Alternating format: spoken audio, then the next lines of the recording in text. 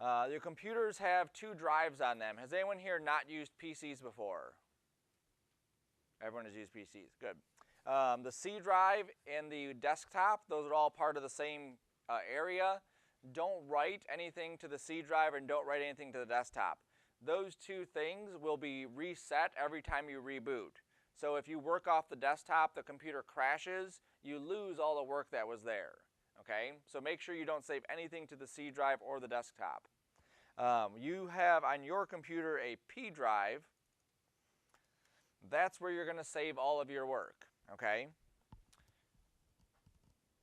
On your cheat sheet, it has some external project organization stuff. We will be setting that up, but first we need to create a main folder to house all of our stuff in. Yes, ma'am.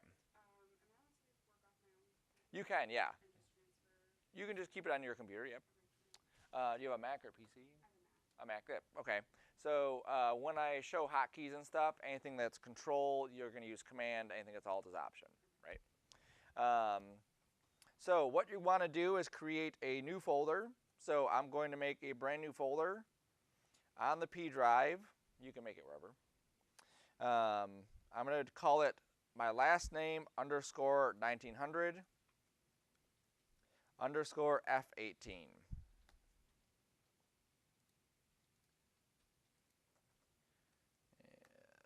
There we go.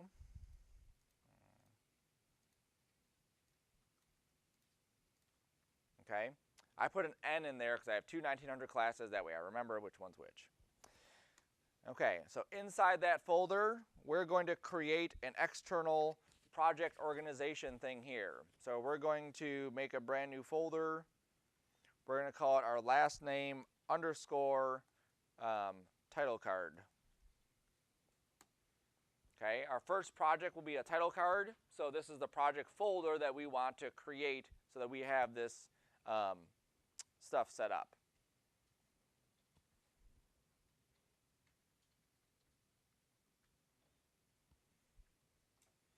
Okay, so on the P drive we made the folder that says our last name underscore 1900 underscore F18. Inside that folder we made another folder that's our last name underscore the project name. So that's where this external stuff comes in. That's what we've just done. Now we want to go in the folder and make all of these folders here. Okay, so go into your folder and make all the folders you see on that card.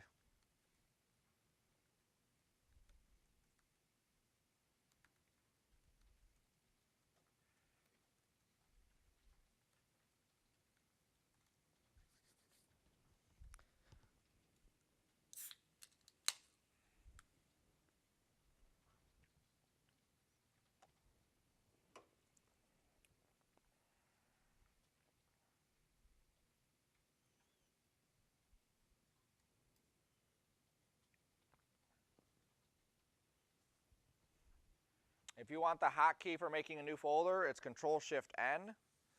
That's the quickest way to do it.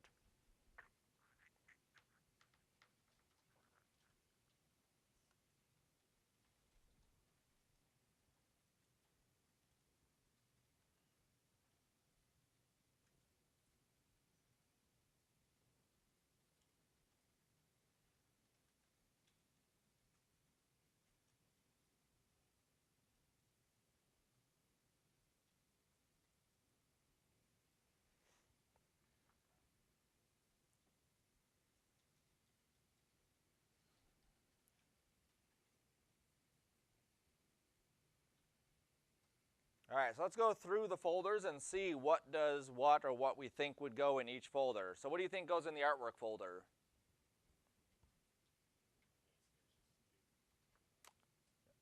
No, we're going to put that in references. Okay. Yep. So anything we would create inside Photoshop or Illustrator, that would go inside the artwork. That could be other things too, but mainly that's what we would be using those for. Okay. What about audio? Sound files. Anything audio, right? Yep. What about movies? Yep. Output. Yep. and then finally references our sketches, okay? The way After Effects works is typically our first couple projects won't be this terribly. A lot of our initial projects will rely on us creating everything in-house, like everything's inside the software. But eventually what will happen is we'll grab some stuff from Photoshop, grab some stuff from Illustrator, grab some audio files, maybe some 3D stuff, maybe some other images or videos. We'll bring everything into After Effects. In order for us to get that out to the world for them to see it, we have to create a movie, and that's what's going to go inside Output, okay? So our first project, we probably won't use any of these folders except for the Output one, but it's good to have this all set up and be consistent from one project to the next, okay? So now let's go back one folder. All right, so every project that we do, we're going to create the exact same folder structure every single time. Do you want to have to do all that again? No. The correct answer would be no, or my answer is. So what we should do, or could do, is copy that folder, rename it as template, and then every time we make a new project, all we have to do is duplicate it, rename it, and then we're good. So I'm just going to copy the folder and rename this Sarcona template.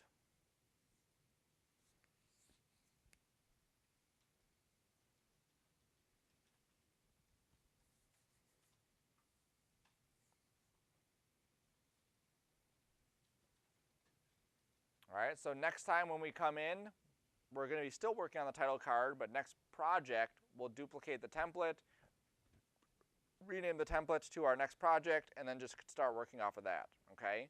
It'll save us a lot of work, obviously. All right, so now let's open up our After Effects.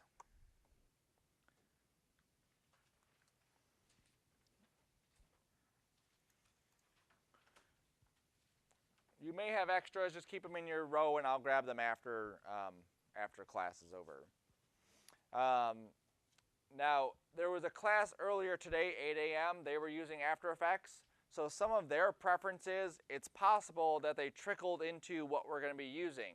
If somebody went into your After Effects and screwed up all the interfaces or changed some stuff, when we open it, it could just look like a huge mess.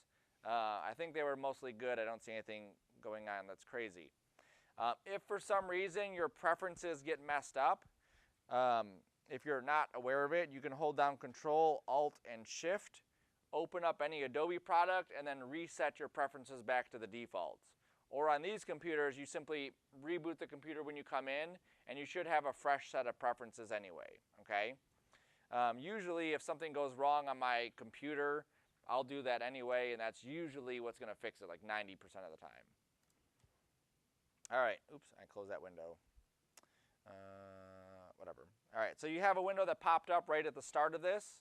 It may have been a help file one, or it may have been a you have a new project one. Either way, you can just close that window. Okay? We're going to focus in on this area here. This is the main After Effects window. How many people have done video before? 1, 2, 3, 4, 5. Yeah, that counts. I'll barely count it, but I'll count it. So about half the classes used video before. So one of the things that a lot of video programs have is a bin or a project area to help kind of organize all your clips, because you may have 20 or 30 pieces of footage that you then need to go through and edit all those things to do whatever with, okay? So this area right here, there you go, right there, that's where we would be bringing stuff in. That's our project window, so we would be importing stuff into that project window. So a lot of stuff will happen here. For now, though, we're going to go here where it says Internal Project Organization, and we're going to create all of these folders. You can do that by right-clicking, New Folder. You can click the New Folder button down at the bottom here, whichever you prefer. If they start nesting themselves, don't worry.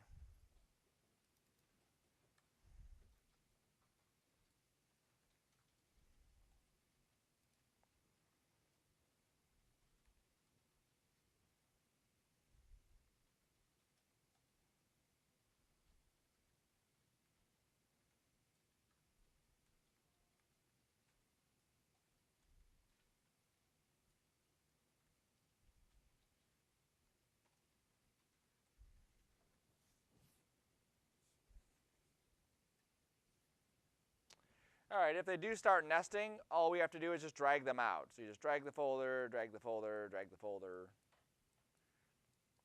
And then everything is now unnested. Everything is in their own little branch, okay? As we go and we start doing this stuff, we want to keep everything organized.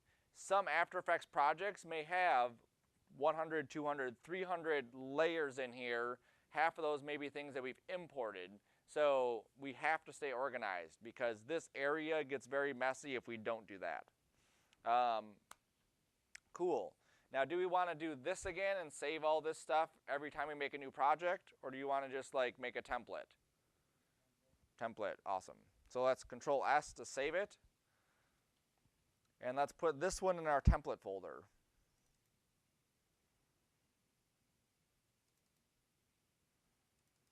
So we'll call it your last name underscore template.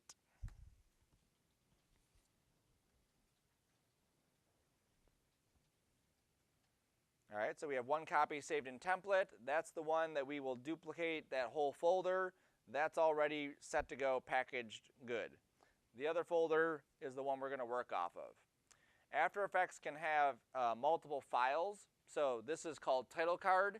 When we come in next time, we may save it as title card 2. Next time, title card 3. That way we have iterations of our file.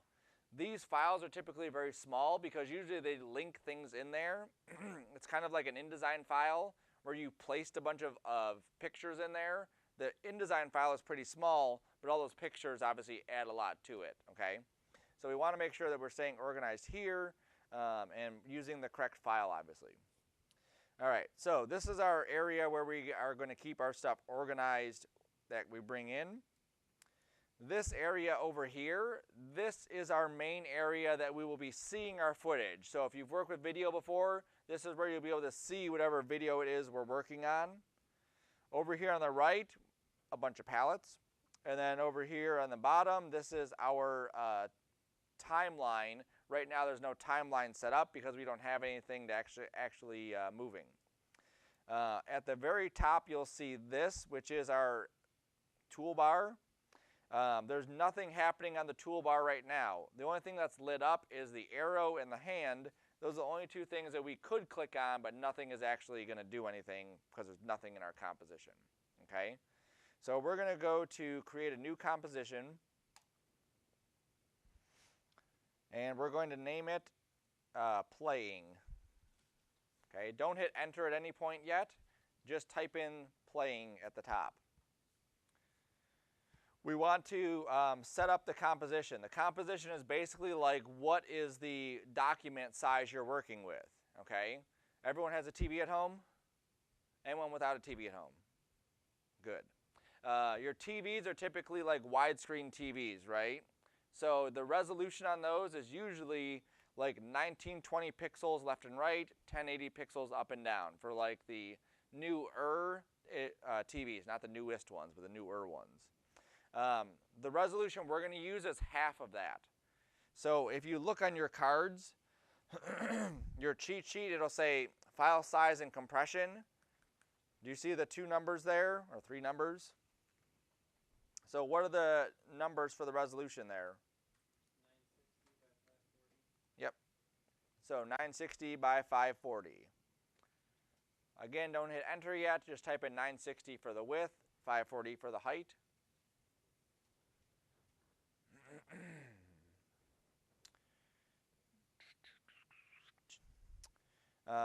We have square pixels, so we will leave that at square pixels also. The reason you may not want square pixels is some mediums may squash or stretch the image, and you may want to work at a different, like a squashed image resolution, so that when it does get displayed, it puts it back to normal resolution.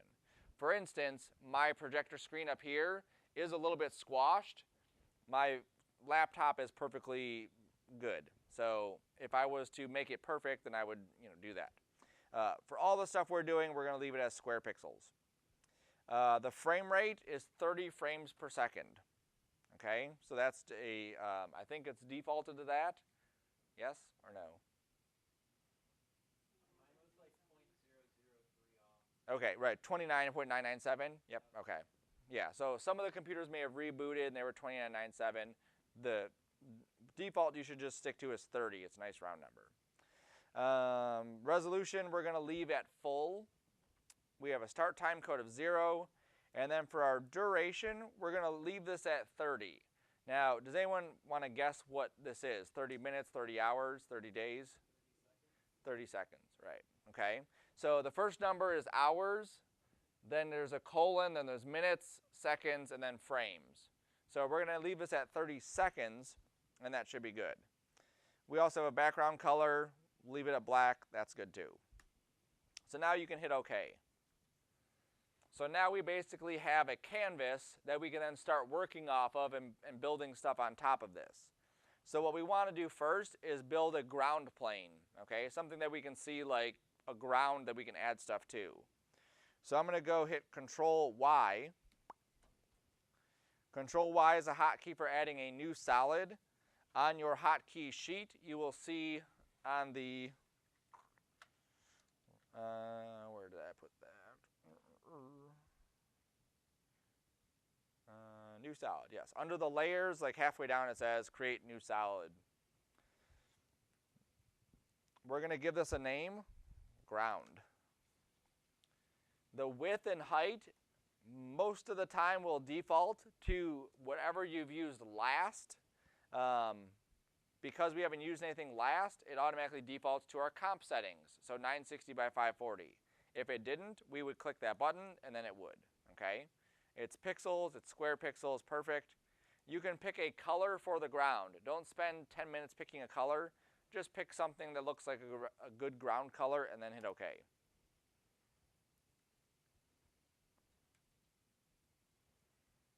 This color can be changed at any time, so we don't have to worry about, it's not the exact shade of brown that I was hoping for, or blue or whatever.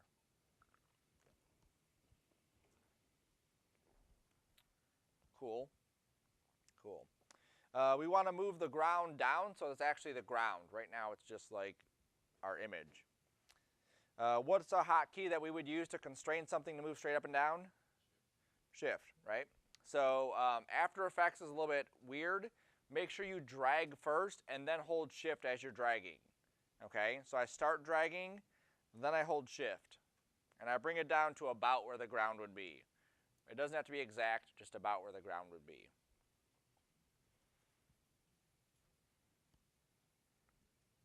Okay. I'm going to hit undo. If we held Shift first and then drug, look what happens. Nothing. It just does that. Okay? Because After Effects thinks that we're trying to add to our selection of items selected. So it's trying to like add to that.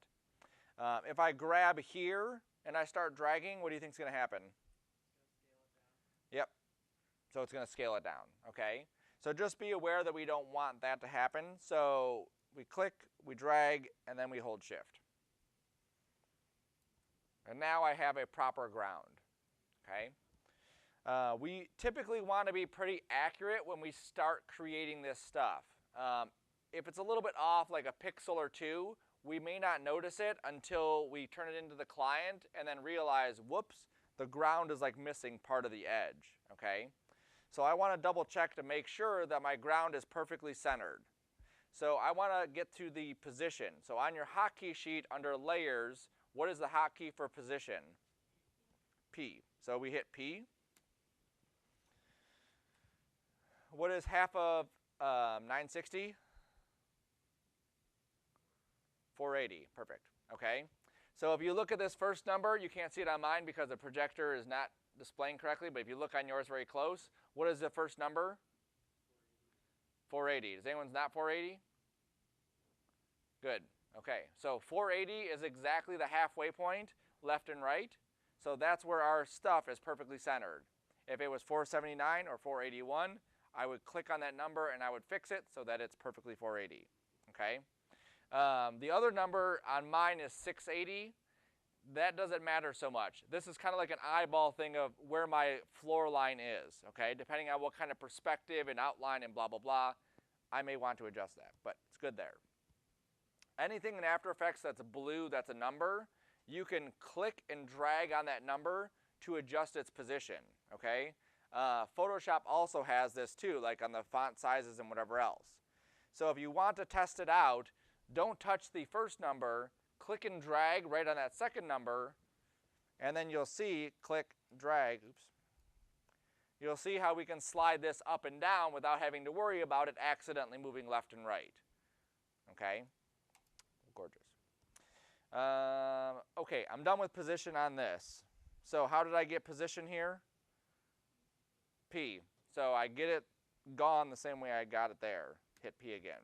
It goes away. All right, I have my ground. It looks like a ground. It's in a rough position of where the ground would be. I'm happy with it. I'm going to lock it. So over here on the left, you'll see some icons. You can figure out which one is the lock, and you can click that one.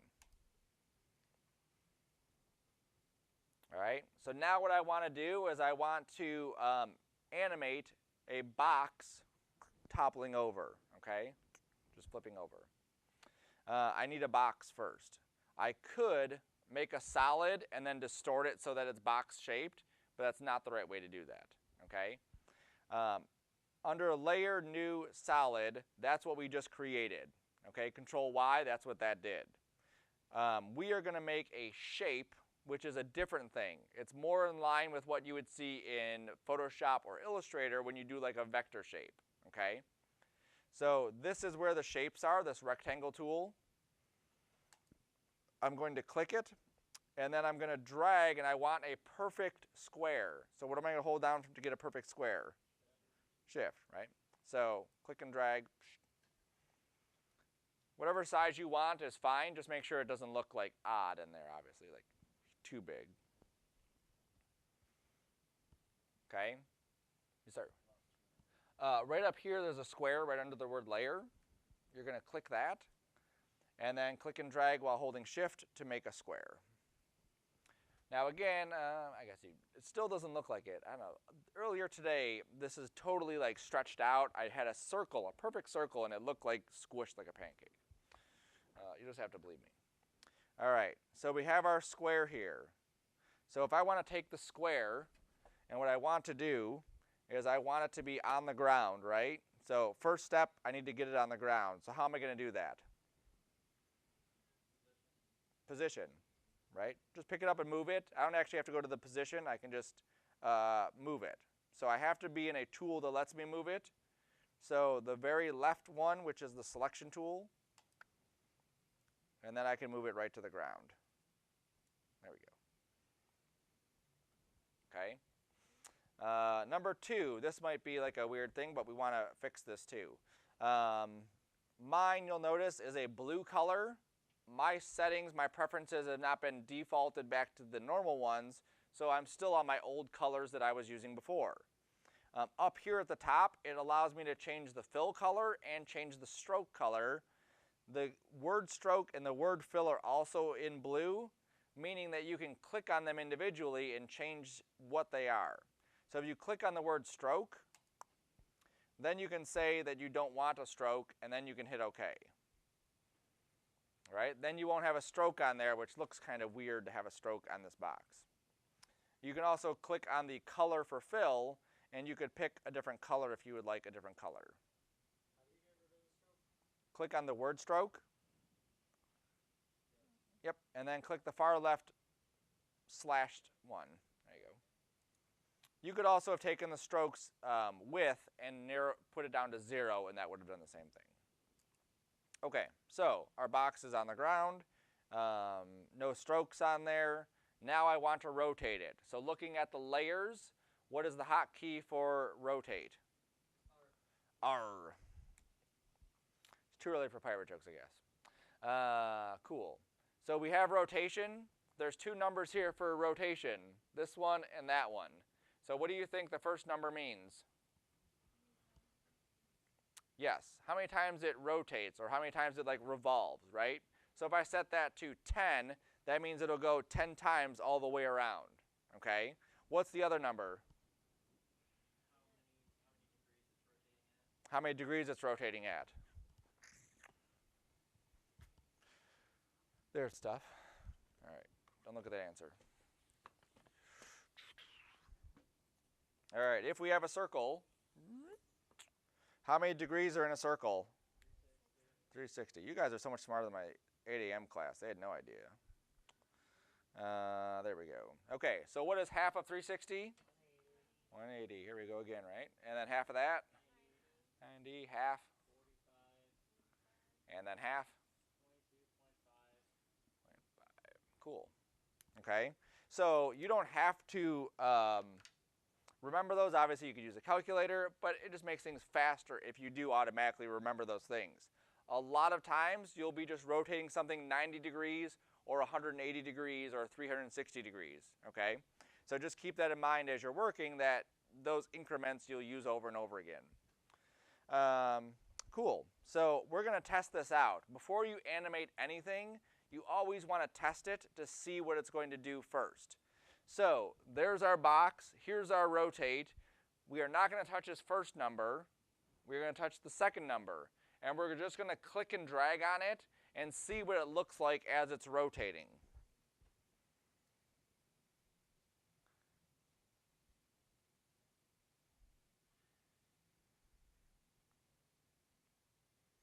Does it look right? No. We want this box to do this. That's all, just like that. Most of the boxes that I'm seeing around the room are doing this, right? They're kind of like going really far over there. Why do we think that's happening? Anchor at the center point, right? Okay. So one thing with shape layers, anytime we make a shape layer, which is how we got that box, it puts the pivot point right there at the center. So we need to move the pivot point where? Not the center of the box, the corner right here, right? Because that's where it's going to be pivoting from. The hotkey on your sheet that says anchor point, pan behind anchor point. No, pan behind anchor point. It's on the top area where the tools are. Because I want to know. There we go. I'll laugh from my class. Good. So we will hit the Y key, and then we will move the anchor point to the correct spot. Okay? Click and drag. That's all we have to do. You hit Y, you click and drag that anchor point, and you can move it wherever you want. It will snap to the corner. Okay? So we want to be as precise as possible. There's typically 3 hotkeys in any computer system that, like, for doing this kind of stuff, right? So when we move something left and right, up and down, we constrain it with Shift. So should we try Shift and see if that constrains it? Okay, Shift doesn't do it. Shift does not snap it to the box. What else do we have? Alt? All right, that's not it. Alt's doing that. All right, what else? Control. Boom. Okay, so it's Control. Okay, so hold Control while you're dragging, and you'll see that it snaps right to that corner. There you go. One of the things about a shape layer is that the layer itself can actually have multiple shapes inside it.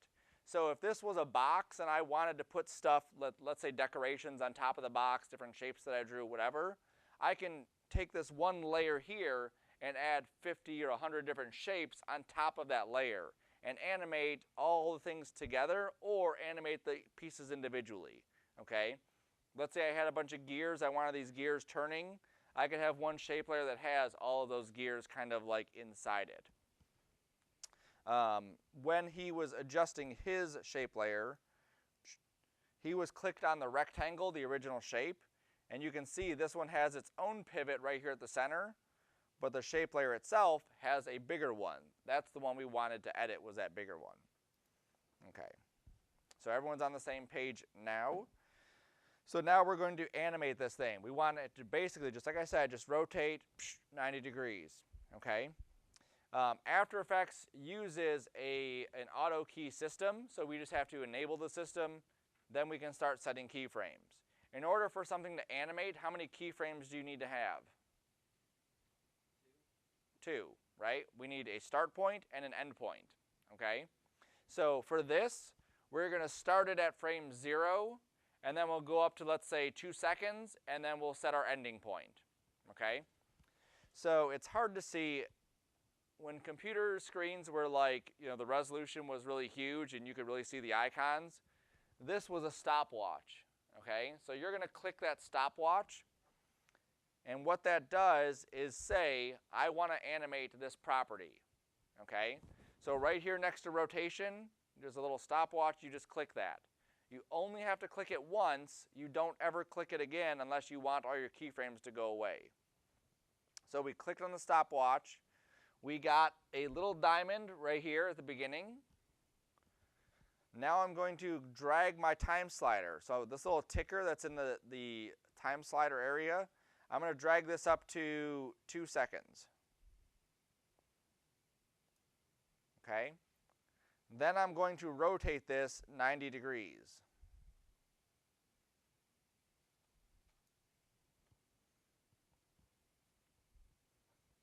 Okay, so what happens after I rotated it 90 degrees? Yep, so we got a second diamond in our time slider that indicates we have a second key there. So we have our start point, we have our end point.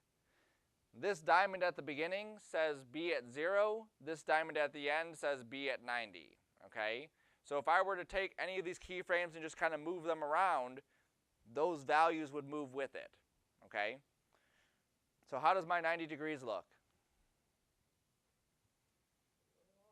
A little off, right? We want to be accurate when we rotate stuff like this because it really does show when you do your animations if something isn't accurate, okay? So be a little bit OCD about this and actually get them on 90 so that it's locked into 90, okay? If it was floating a bit above the ground, I'd want to fix that too. If it's floating under the ground, I'd want to fix that too, okay?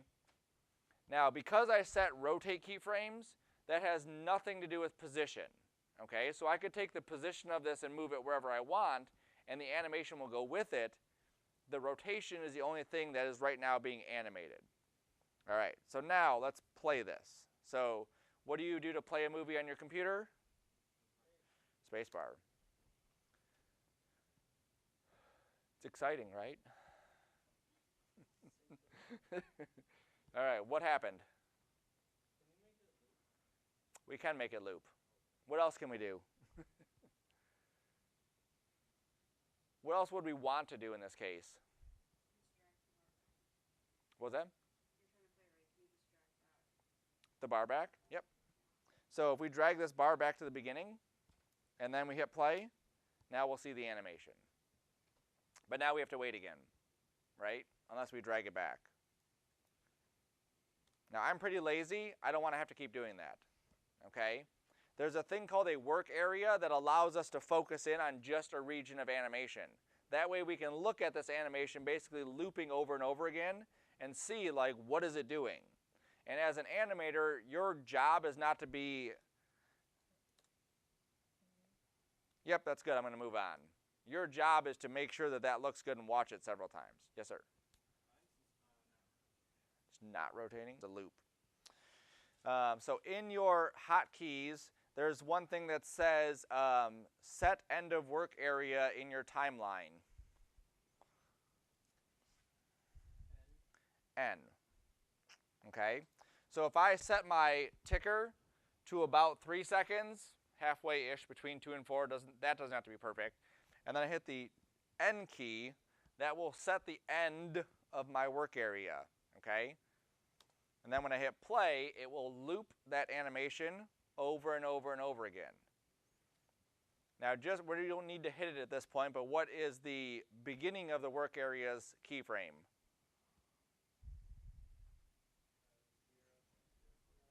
No, in your hotkey. Sorry. B. Okay, so B is the beginning of the work area, N is the end of the work area. Notice where they are on the keyboard. Right next to each other. So when they do the After Effects hotkeys, a lot of times you'll find them right next to each other. So if this one does one thing, the one next to it usually does the other thing, okay? And it's usually the beginning is on the left, the end is on the right. So they usually have those kind of set up already, okay? Cool. So that's our animation. Does it look wonderful? No, it doesn't. It's pretty horrible. All right, so what we want to do is we want to enhance this a little bit, okay? So we're going to pause. All right, so ease in and ease out. That's something that he said was important. What do we have here? None of that, okay? This is moving at a constant speed. The speed it starts is the same speed in the middle, is the same speed at the end. So we want to have this thing have some sort of speed to it so that it looks more interesting than this. It's really boring. So what we're going to do is we're going to click on our keyframes. You can click and drag to highlight them. You can click on the word rotation and that will select them. You can click on one, shift click the next one, whatever you would like to do. So grab your keyframes. And then you're familiar with the function keys at the top of your keyboard that say F1, 2, 3, 4 all the way to whatever it is, 12. You're going to hit F9 on those. On yours, it would be function F9, if you have that.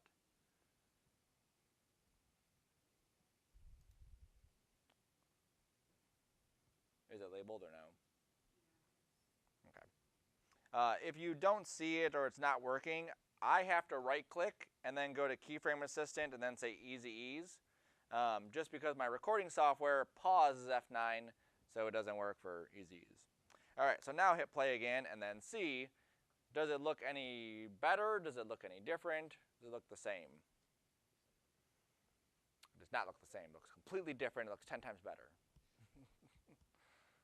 All right, it's hard to tell, right? It's very difficult to tell because the change was so subtle. Especially with how slow our item is going, it's very difficult to see any slow movement that's happening here. So what we want to do is we want to duplicate this square, move it over to the side, and have a before and after. We want to see what it looks like perfectly linear, and we want to see what it looks like with easy ease, okay? So I'm going to rewind it to the beginning. I'm going to click on the shape layer, and I'm going to duplicate. Any guesses as to the hotkey for duplicate?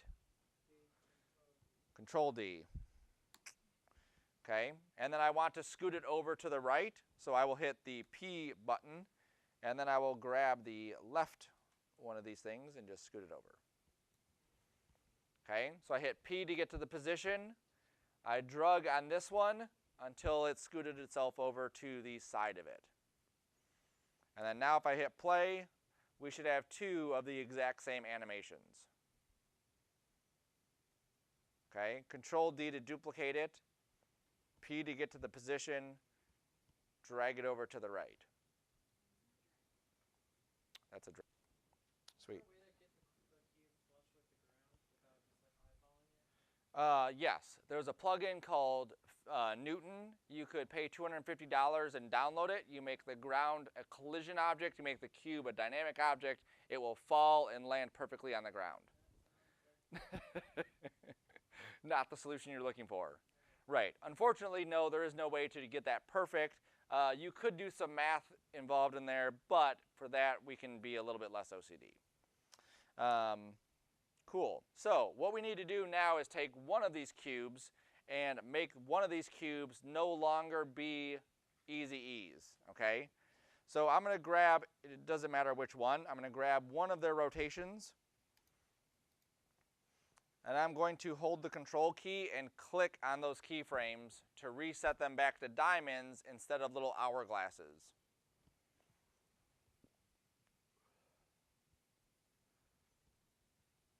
Okay, so one of yours should be diamond-shaped keyframes. The other one should be hourglass keyframes. Okay, we really want to see a slow in or slow out or something. We want this effect to be a lot more apparent. It still feels pretty boring. Okay, animation is not something like you have to install a light bulb, you go over there and you just twist it and then it's done. You really have to make sure that this looks the way we want it to look. Okay. So, whichever one has the hourglass ones, and remember, we were on position before, so you may have to hit R so you can see those keyframes. We're going to click on the word rotation, and then we're going to tweak that a little bit. So in the video, he shows using a graph editor, which allows us to see where the keyframes are and tweak how fast or slow they're going, okay? So that's what we're going to do. We're going to click on the word rotation for the one that has the hourglasses, and then click on this graph editor button right there.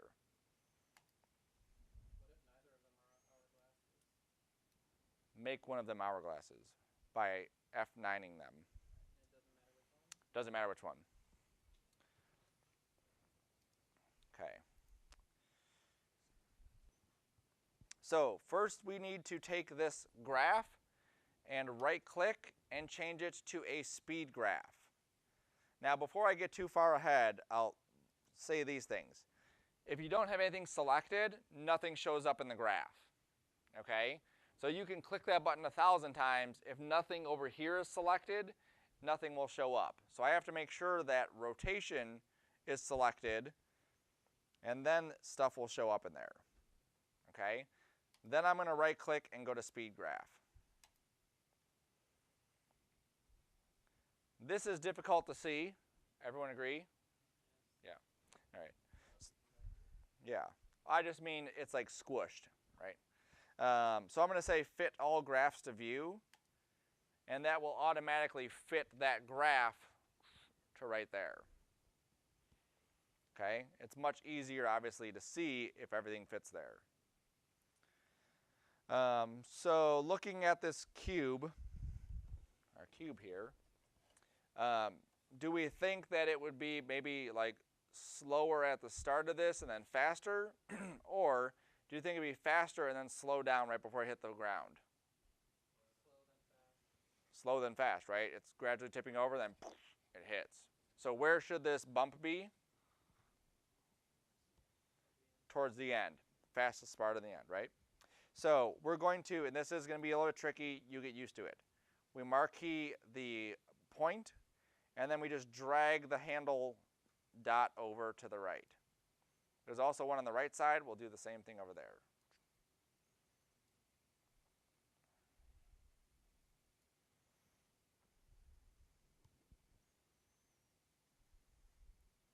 And then if you hit play. All right, so we should tweak this further, okay? This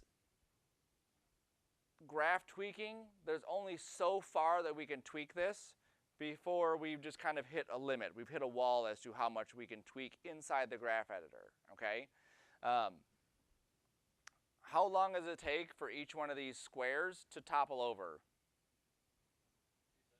2 seconds, right? We started at 0, we ended at 2. So regardless of what we do in the graph editor, it's still going to take 2 seconds. So I'm going to switch out of my graph editor.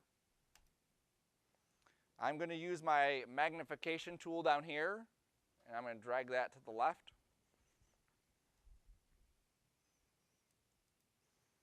And I'm going to drag this keyframe on the right over, like a lot. Like you saw how much that was. You turn your graph editor off. You use this to zoom out. And then you're just going to drag that right keyframe over to the left so that instead of it taking 2 seconds, it's now going to take, in my case, 20 frames. Okay? So now when I hit play, watch the force that this one has. Much more impactful. Boom. Another way to kind of like reset what you're seeing is to go to an extreme and then come back to a normal range, okay? So right now I'm at 20 frames-ish with this. So if I took this down to, let's say, 5 or something, like that's way too fast. I can't even see what's going on. Okay, so now I'll adjust it a little bit. There we go. So I actually do like that. And now this is at 16 frames. So before I was at 20 and I thought that looked good. Now I'm at 16 and I like that better, okay? So as an animator, you always have to go through and just kind of play with that range, especially in After Effects when you're doing motion graphics. Sometimes it literally is 1 frame here or 1 frame there makes a huge difference in how something can look. Okay, and it sounds silly, but it does. Yes, ma'am. Like where I'm at, right here, it says what frame my ticker is currently at. Okay.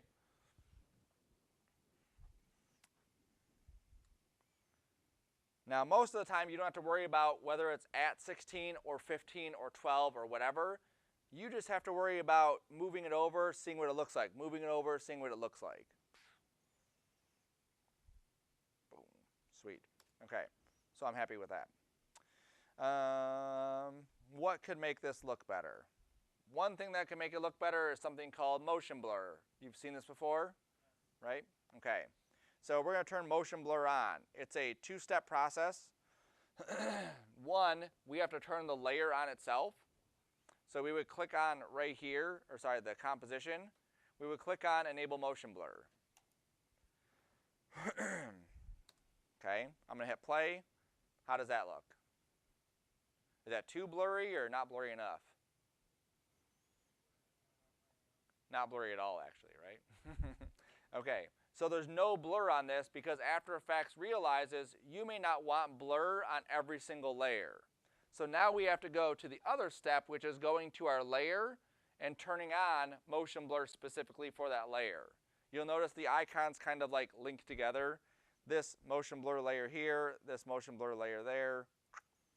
And now we hit play, and now we get motion blur. I'll even turn on the other one so we can see what that looks like.